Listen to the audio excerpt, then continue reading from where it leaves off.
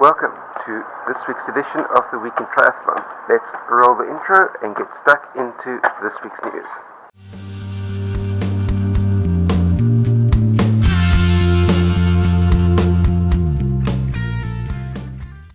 CoachEdu.net. This week we start with the story that's on everybody's lips, and that is the Olympic Games in Rio de Janeiro, which will have started by the time you receive this video. Two items have been in the news this week relating to Rio, and both relating in some ways to triathlon.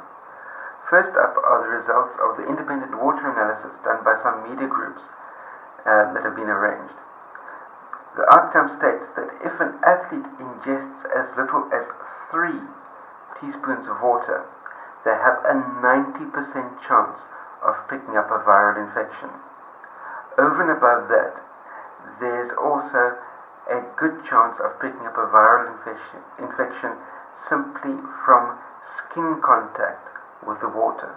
Now, taking into consideration that the triathlon at the Rio Olympics is a non-wetsuit swim, the chance of skin contact and water are incredibly great. In addition to that, the Copacabana beach has the chance of being a fairly rough shore break that the swimmers would need to swim out and in through, which again increases the risk of ingesting those magical 3 teaspoons worth of seawater. However, at the same time, there's been an announcement made by the mayor of Rio de Janeiro that is accusing the mass media of simply being alarmist and spreading absolute lies about his clean water and clean beaches. So we'll have to see how all of that pans out. As I've said in the past, the triathlon events at the Rio Olympics this year may land up being a race of attrition, and the medal winners may very well be the last athletes left on the course capable of moving that managed to cross the finish line. We'll have to wait and see.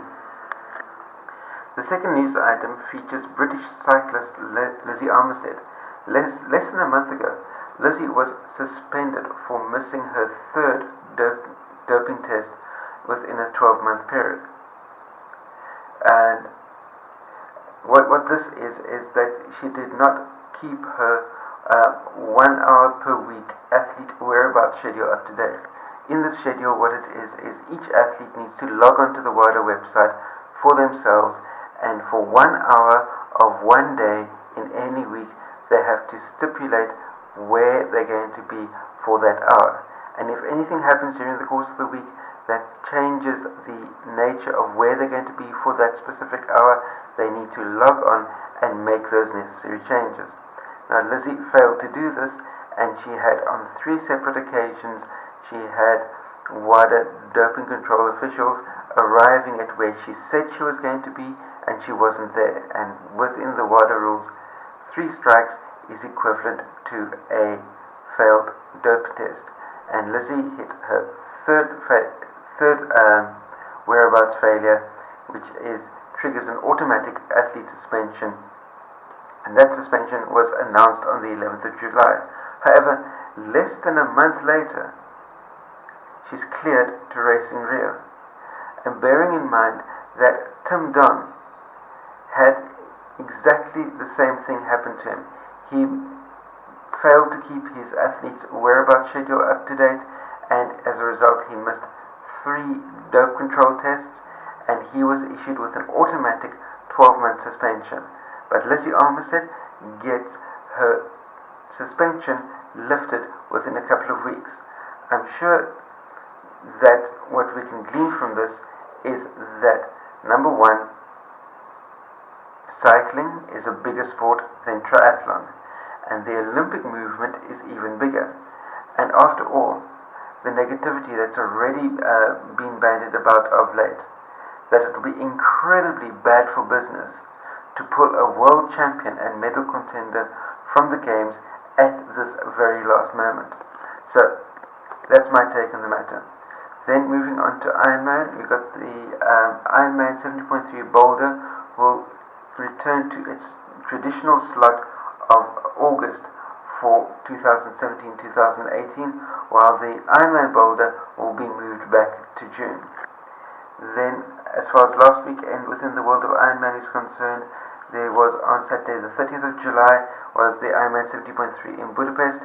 You had Lisa Horthaler of Austria winning for the ladies. You had Bertrand Billard of France winning for the men. Then also on Saturday the 30th was the Ironman Vineman in Windsor, California. You had Sarah Pampiano of the USA winning for the ladies, while Carl Buckingham of South Africa won for the men. On Sunday the 31st of July, there was the Ironman 70.3 in Ecuador, and you had Lauren Goss of the USA winning for the ladies, Cody Beals of Canada winning for the men. Then Ironman, the full distance Ironman in the Netherlands the ladies was won by Marybeth Ellis of the USA, while Igor Amorelli of Brazil won the men's race. As far as all of these events are concerned, there is more detail on each of these events in the new playlist that I've got called How the Race Was Won, and you'll be able to find a link to that playlist in the show notes below this video. As far as this coming weekend is concerned, we have 4 Ironman Brandon events taking place. The first up is on Saturday the 6th of August. You've got the Ironman Otepää in Estonia, Ironman 70.3 Otepää in Estonia. Sunday the 7th of August, there's the Ironman Dnia in Poland. Ironman 70.3 Dnia in Poland.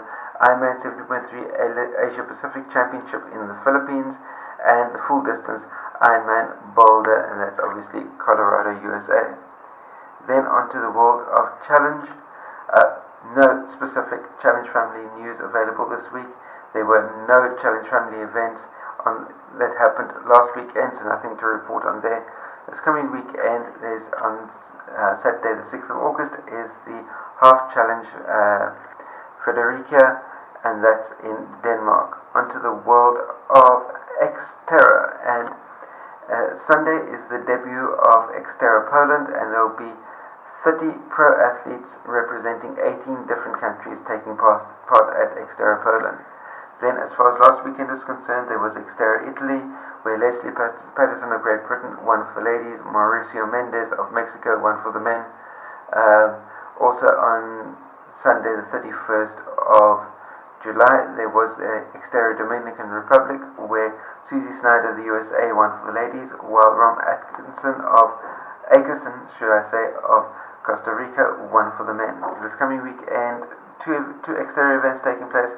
Saturday the 6th of August is Xterra Mexico, while Sunday the 7th of August, as I mentioned earlier, is Xterra Poland. Then onto the world of the ITU, and Olympic medal contender Flora Duffy headlines the women's pro field at the Montreal World Cup event this weekend as a final tune-up event before flying into Rio for acclimatization. And just to remember that as far as the Rio Olympic Games is concerned, the men's triathlon is on 18 August, while the women's triathlon is on 20 August. Then as far as top elite level ITU events are concerned, last weekend 0 top elite level ITU events took place, international events took place, while this coming weekend, as I mentioned slightly earlier, is the ITU World Cup that takes place in Montreal, Canada. That brings us to the end of this week's edition of the Week in Triathlon. Remember to like, share, subscribe, post any comments, questions, criticisms that you have in the comment section down below.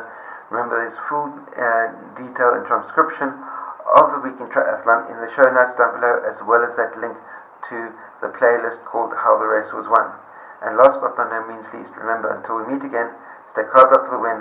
I'll see you next time. Cheers. Whoa! Oh!